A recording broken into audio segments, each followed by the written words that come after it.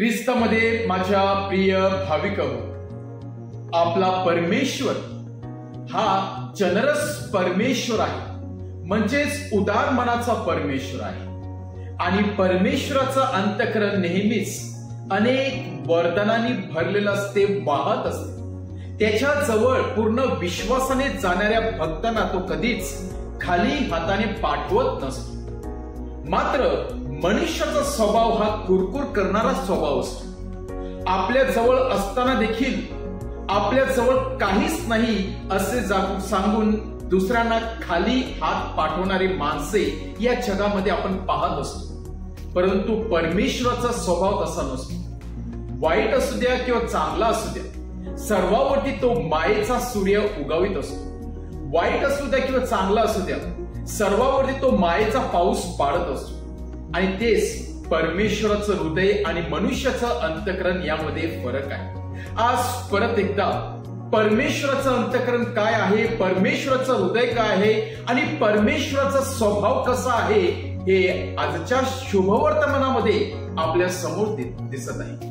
जे लोक प्रभू येशूचा शब्द ऐकण्यासाठी आलेले होते, त्या लोकांना घरी जाण्यासाठी फार टाइम लागत आहे, उशिरा होत आहे, अंधार पसरत आहे आणि इतक्यात त्याच्याजवळ काही नव्हतं खाण्यासाठी. तेव्हा प्रभू येशू ख्रिस्त केवळ 5 भाकरी आणि 2 मासळी याच्या सामर्थ्याने, याच्या साह्याने सर्व लोकांना आशीर्वादित करत आहे. आणि जवळजवळ केवळ 5 भाकरी आणि 2 मासळी यावरती आशीर्वाद देऊन प्रभू येशू ख्रिस्त 5000 लोकांना भोजन देत आहे. त्यांचं अंतःकरण त्यांची आध्यात्मिक व शारीरिक गरज पूर्णपणे भागवित आहे, तृप्त करत आहे व त्यांना दाखवत आहे की माझ्या जवळ जी व्यक्ती येते विश्वासाने ती खाली हाताने कधीच जाणार नाही. फरक एवढाच की आपण विश्वासाने मागितलं पाहिजे. पहा, परमेश्वराकडे जी व्यक्ती आलेली होती किंवा जे लोक आलेले होते ते कशासाठी आलेले होते? त्या लोकांनी पूर्णपणे प्रभू येशू ख्रिस्तावरती विश्वास ठेवलेला होता. दूर दूरून गावावरून ते चालत आलेले होते केवळ प्रभू येशूचा शब्द ऐकण्यासाठी. आणि म्हणून प्रभू येशू ख्रिस्ताला त्यांची काळजी होती. ते जर माझ्यासाठी इतक्या दूरवरून आलेले असतील, आपले घरदार सोडून, आपले नातेवाईक सोडून ते दूरवरचा प्रवास चालून आले असतील, तर माझी देखील जबाबदारी आहे केवळ त्यांची आध्यात्मिक गरजच नाही तर त्यांची शारीरिक गरज भागवण्यासाठी. आणि म्हणूनच आज प्रभू ख्रिस्तामध्ये आपण 2 रूप पाहत आहोत. आपण प्रभू येशू ख्रिस्तामध्ये 2 रूपाने पाहत आहोत. एक म्हणजे जो लोकांची आध्यात्मिक गरज भागवतो आणि त्याचबरोबर शारीरिक गरज भागवतो. मनुष्याच्या जीवनामध्ये केवळ आध्यात्मिक गरजच नाही तर शारीरिक गरज देखील महत्वाची असते. आणि म्हणून या दोन्ही गरजांसाठी आपण पूर्णपणे परमेश्वरावरती अवलंबून असतो.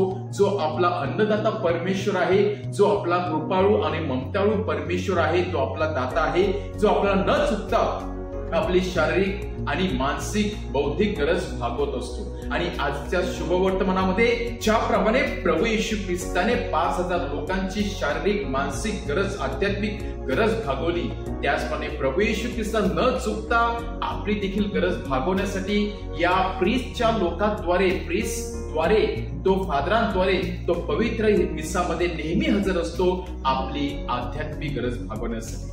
आणि त्याचप्रमाणे पूर्ण दिवस तो आपल्या बरोबर राहतो. ज्याप्रमाणे मदर तेरेसा सांगतो, he is always with us, की केवळ ब्लेसेड सॅक्रामेंट मध्ये नाही तर जेव्हा आपण प्रभू येशू ख्रिस्ताला अंतःकरणामध्ये स्वीकारतो तेव्हा तो आपल्या बरोबर चालत असतो. आपल्याला अनेक कृपादानाने तो आशीर्वादित करत असतो, आपली शारीरिक गरज भागवत असतो. आणि म्हणून आपला आंतरिक आनंद, आंतरिक सुख मिळत असते प्रभू येशू ख्रिस्ताला ग्रहण केल्यानंतर. याच 5000 लोकांना प्रभू येशू ख्रिस्ताचा शब्दच मिळाला नाही तर त्यांना प्रभू येशू ख्रिस्तामध्ये देव किती प्रेमाळू आहे, कृपाळू आहे याचा अनुभव आलेला आहे. आपल्याला देखील दैनंदिन जीवनामध्ये प्रभू येशूचा, परमेश्वराचा जो कृपाळू आहे, ममताळू आहे त्याचा अनुभव येत असतो. फरक एवढाच की आपण विश्वासाने मागितलं पाहिजे, विश्वासाने त्याच्याकडे गेलं पाहिजे. आणि विशेष म्हणजे या लोकांप्रमाणे आपण तहानलेलो असलो पाहिजे प्रभू येशूचा शब्द ऐकण्यासाठी आणि प्रभू येशू ख्रिस्तामध्ये विलीन होण्यासाठी. आजचा दिवस प्रभू येशूच्या हातात सोपवून देऊया, आपलं अंतःकरण उघडे करूया व प्रभू येशू ख्रिस्ताला सांगूया की या लोकांप्रमाणे आपली देखील तहान भागवावी, आध्यात्मिक तहान, त्याचप्रमाणे आपली शारीरिक गरज देखील भागवावी. म्हणून आपण विशेष करून कृपा व शक्ती मागूया. आमेन.